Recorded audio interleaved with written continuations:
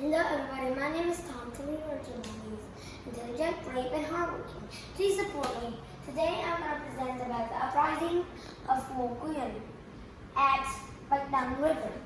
So my presentation got 4 parts. The first part is the reason of the uprising. The second part is what happened in the uprising. The third part is the consequences after the uprising. And the last part is what happened after the fight. Let's go to the first part. Who is the type of person is Ngô Quyền? He was born in Zượng village. He was a very skilled, healthy general. He is the son-in-law of Ngô, the famous general who defeated the Nam army. 4. He fought against the Southern Army year 938 with Ngô. Ngô Quyền is a good general of Ngô. Ngô Quyền is bestowed as the Lord of thắng.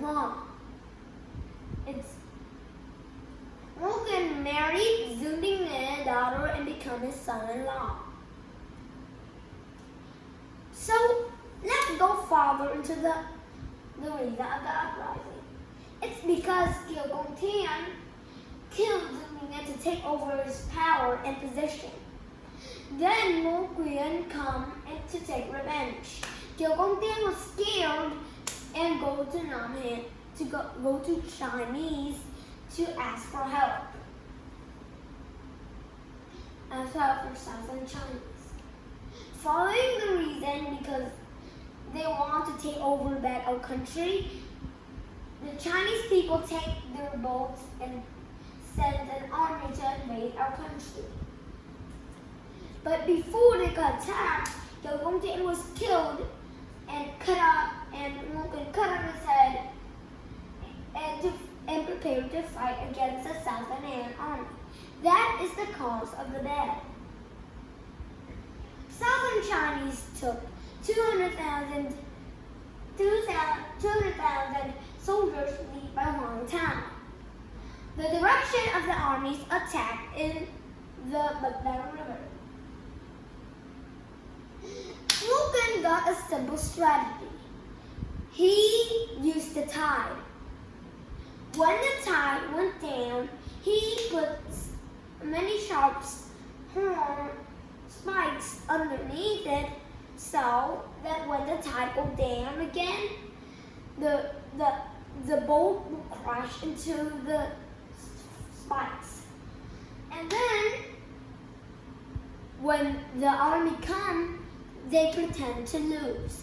That caused when the enemy, the Chinese, are far away, we prepared to lose and ran back to our country. And they thought that we were running back. So they ran back with us. So then the tide go down and the horns slip off. And the ships crashed into the horns. And that is what caused the Chinese army to lose. And after that, our army, so now on the 2 sides of the river, our army was hiding in the 2 sides of the river. When the tide went down, we shot arrows and Hong Cao was killed. So, this is the rising and falling of the tides. Can you look at this? There's no Iceland here. It was a bit covered. Here are the 2 directions of the sides of the river. When the army come here, we use the 2 sides of the water to shoot arrows to. The 2 sides of the Iceland. And when the tides go down, we can clearly see the Iceland and the spikes. When the Han army reached the mouth of Bạch Đằng River, they encountered the spikes and the boat sank. Here are some pictures of when they cut the wood out to make some spikes. Then they carefully swam and plucked the spikes in. Ngô Quyền sent a small army of boats. It's because the boats are small, they can easily avoid the spikes, and went up and pretended to lose and withdrew. When Huang Tao's army saw our army retreating, he ran and then he touched the spikes without even knowing it. When the tide go down, at last our army used some small boats to avoid the spikes and shot arrows, and they boarded the ships, and the results are that our man was scared and turned the boats to run away. But more than half of the army was dead, and in there was Huang Tao.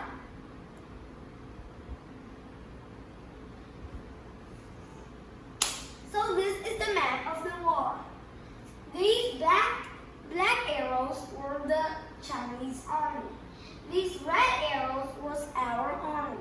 When the ships encounter here at Bạch River, when they come to the mouth of Bạch River, we prepare to we are pretend to lose and go back. When they go out to chase us, the tide went down and they crashed into the spikes.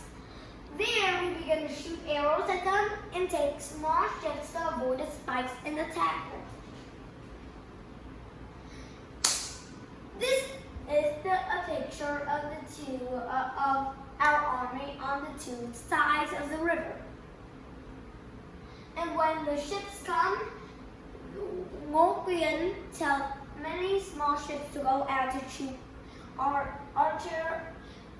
for the archers to shoot some arrows and to jab and to board the ship to fight.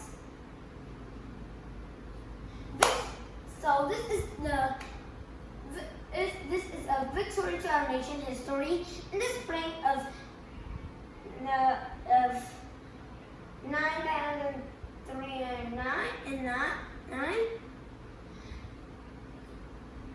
Ngô Quyền became king, and he changed his name into Ngô Vương, and chose Kola as his capital and rename his country into Đại Việt. It brought an end to the Chinese government for more than 1,000 years. These are some remains of the sharp spikes in the Bạch Đằng River. This is the river Bạch Đằng. To remember Ngô Quyền, there are many schools that have the name of him, and this is a statue of Ngô Quyền at Hải Phòng. I'm going to review this lesson. The reason of the uprising is Kiều Công Tiên killed Tướng Ninh Nghé to take his position, and then beg the Chinese for help. But before they could help come, Ngô Quyền killed Công Tiên, hang his head, and then prepared to fight the Chinese.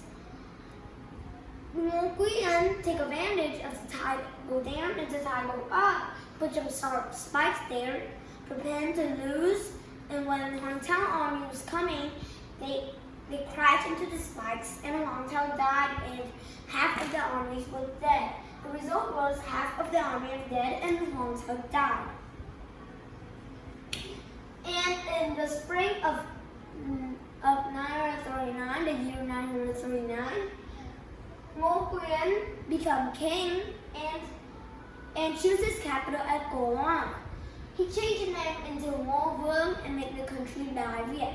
Thank you for listening. Goodbye.